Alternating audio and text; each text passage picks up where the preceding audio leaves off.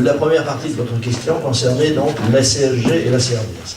Là, je suis vraiment en mesure de vous répondre, et de vous répondre d'une manière qui ne sera pas forcément aussi claire que je le voudrais. Non pas que je ne possède pas le sujet, mais parce qu'il y a une question d'interprétation de ce qu'est ce que va être plutôt le droit concernant la CSG. La CSG a été créée en étant définie comme un impôt qui serait donc à payer par les personnes qui ont leur résidence fiscale en France et qui sont assurées à un régime obligatoire français d'assurance maladie. Nous avons, grâce à la victoire que nous avons remportée devant la Cour de justice européenne, fait juger par cette Cour que la CSG n'était nullement un impôt, mais une cotisation sociale, puisqu'elle finance la sécurité sociale, et que par conséquent, toute personne qui n'est pas assurée pour la maladie à un régime français de sécurité sociale ne paye plus de CSG. Bon.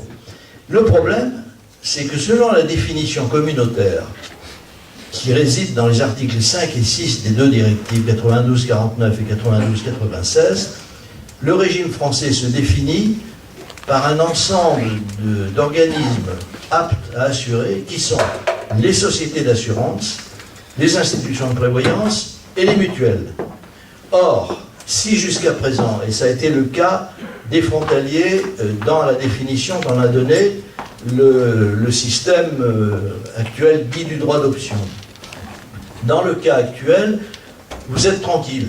Je veux dire par là que si vous preniez l'assurance en France, vous ne seriez pas à la sécurité sociale et donc vous seriez exonéré de CSG et de CRDS. Mais je suis intimement convaincu que demain, quand le pouvoir va s'apercevoir que les gens s'assurent massivement dans le privé, ils vont décréter ce qui figure dans les textes, que vous êtes bien dans le système français, même si vous avez une assurance privée française, et parce qu'ils ne veulent pas perdre la CSG. Alors que si vous êtes dans une assurance privée européenne, quelle qu'elle soit, vous n'êtes plus justiciable de la CSG. C'est ça la réponse. C'est pour ça qu'il faut privilégier des contrats étrangers. Bon, tout ça est en vérité dû qu'au caractère totalement insensé de la CSG. Vous savez, la CSG, c'est les fables de La Fontaine, sur les chauves-souris. La CSG est un impôt, paraît-il, mais c'est aussi une cotisation sociale. Alors on l'utilise de la manière qui plaît au gouvernement. La Fontaine l'avait dit sur la chauve-souris. Je suis oiseau, voyez mes ailes, je suis souris, vive les rats. C'est la fable de La Fontaine. Eh bien, la CSG, c'est ça, c'est une chauve-souris. Donc, nous sommes dans une situation où la meilleure garantie, c'est de prendre une assurance étrangère. Parce que là, on est vraiment sûr de ne pas être affilié à la CSG. Et normalement, je vous le dis tel que j'interprète les lois, votre exonération actuelle de CSG est presque anormale.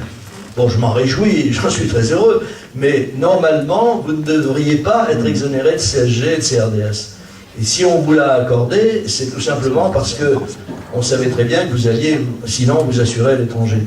Et donc, c'est la raison pour laquelle le gouvernement Jospin a pris cette décision et institué le droit d'option. Mais la sécurité, surtout compte tenu des textes, parce qu'il faut connaître les textes, hein, quand on traite de ces problèmes-là, il faut vraiment connaître par cœur tous les textes.